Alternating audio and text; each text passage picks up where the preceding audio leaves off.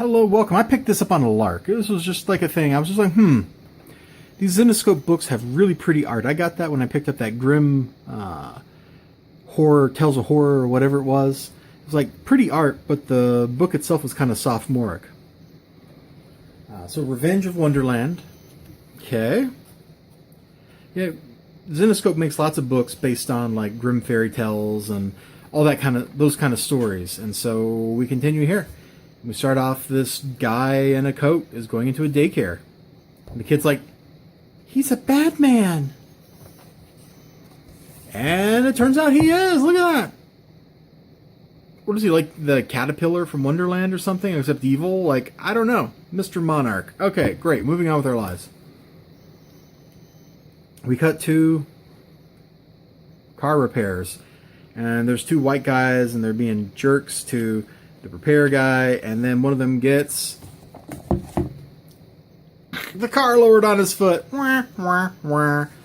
Boy, we sure showed them bigots, didn't we? And then we cut to this lady. Oh yeah, I meant, like the queen's over here, like scheming, and she's watching through a mirror. And this is Callie. I don't know who these people are.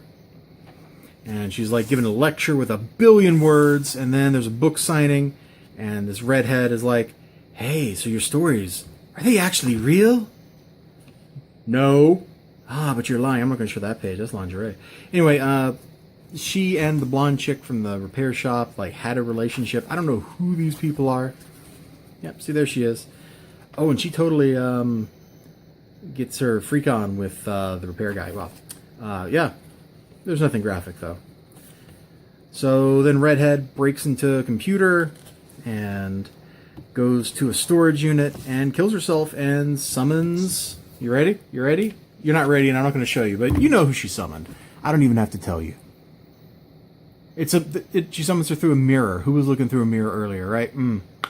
Boy, I just spoiled the book. This was kind of interesting. Like, if I'm totally honest, the art was pretty.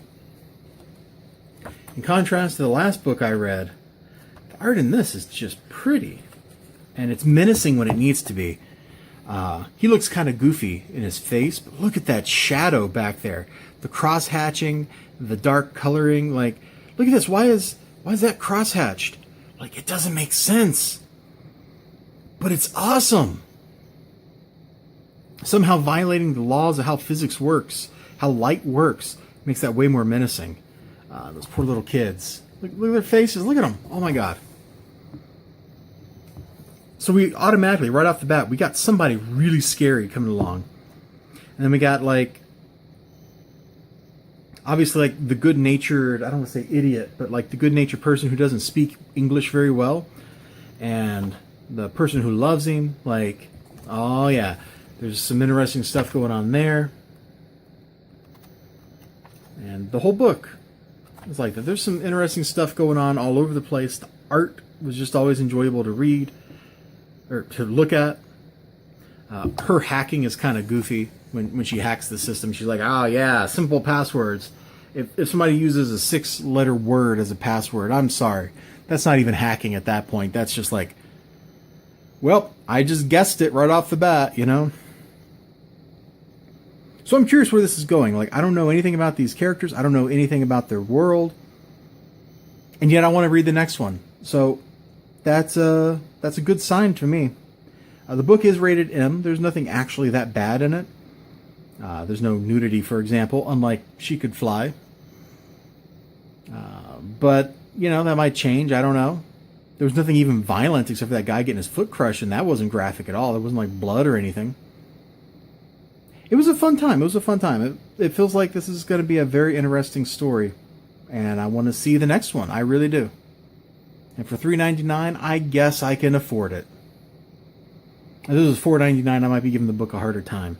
Although the art is really nice. The cover's really nice. I actually, when I was looking to buy these... Is there a cover gallery in here? I'm just showing the ads here.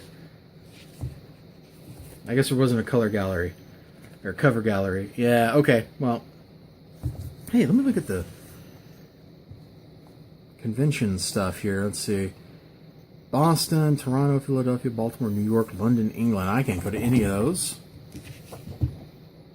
The art. Like, look at the ads, man. The art is so pretty. These Zenescope books, I've looked at them on the shelf, and the cover art has always been so pretty. And the interior art is pretty too. If that's what you're into, man, if you like pretty things, if you like stuff that just looks good, these might be the books for you. They might be. I'll see you guys next time, though. You have a great day. Remember to like, comment, and subscribe. Pick this up in your shop and flip through it and see if it's like to your taste too, because it turns out that this was to my taste. Bye-bye.